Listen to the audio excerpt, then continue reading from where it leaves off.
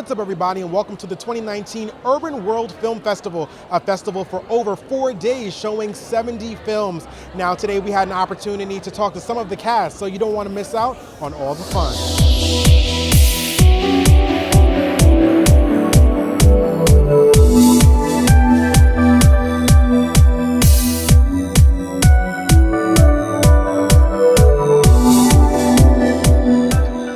Here with these two powerhouses here.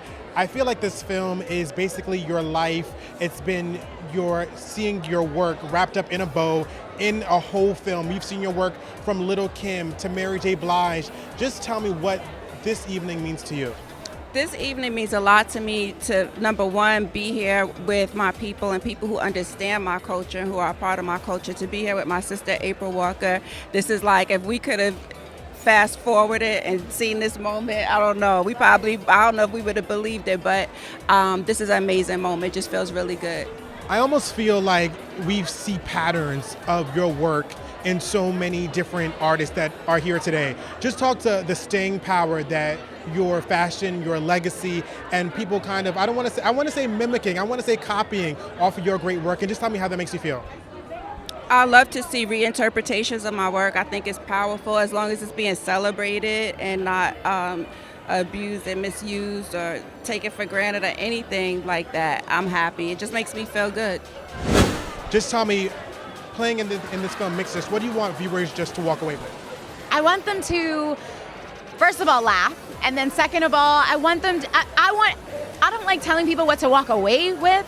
I hope that we hit a nerve, whether it's good or bad, and I hope it makes people think, and then I hope it also makes you laugh at yourself and maybe hopefully change some kind of thought process that you have, but it's to start a conversation. Just quickly, was there a time in filming that you had to say to yourself, wow, like we've come such a long way, but yet there's so much work left to do? Yes, there's a lot of work to do. We've actually had discussions on set in between where even the crew was listening to the conversation before we could even start, because we were discussing something that was very real amongst the cast, who some are white and some aren't, and some are black, and they didn't understand certain things, and we had a real discussion and everybody was quiet and listening, and some of the crew even said thanks for that. So that's very rare that crew members, cameramen and operators and boom people are like listening, and so it's really cool.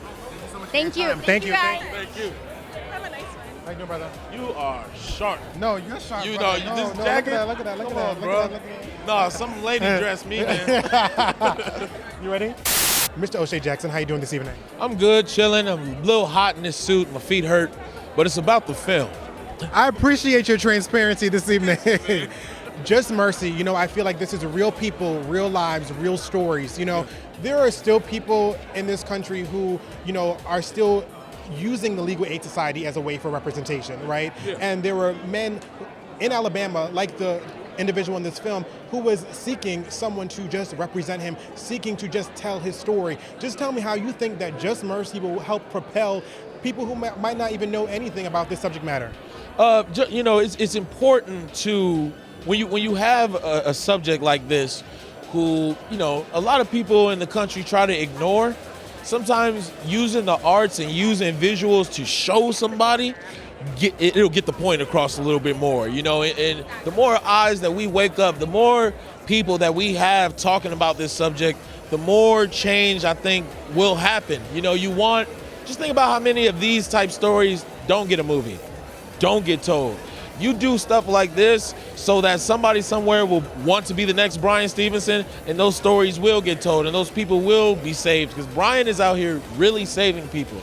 And I almost feel like what's going on right now, we saw Ava DuVernay, When They See Us. There's so many films that are just centered around criminal justice, that are criminal justice reform. For you, just tell me how important it is for us to look back at the past so that we can continue to look towards a brighter future.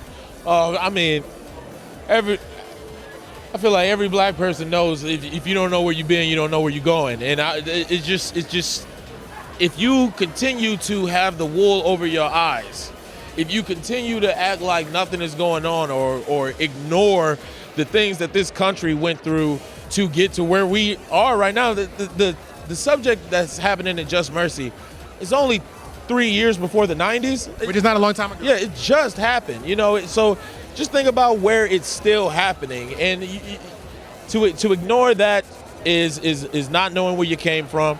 And if you're blinded with the wool over your eyes, how can you know where you're going? Thanks so much. I appreciate you for stopping by. Saw that analogy? That was like rap shit. Appreciate that, brother.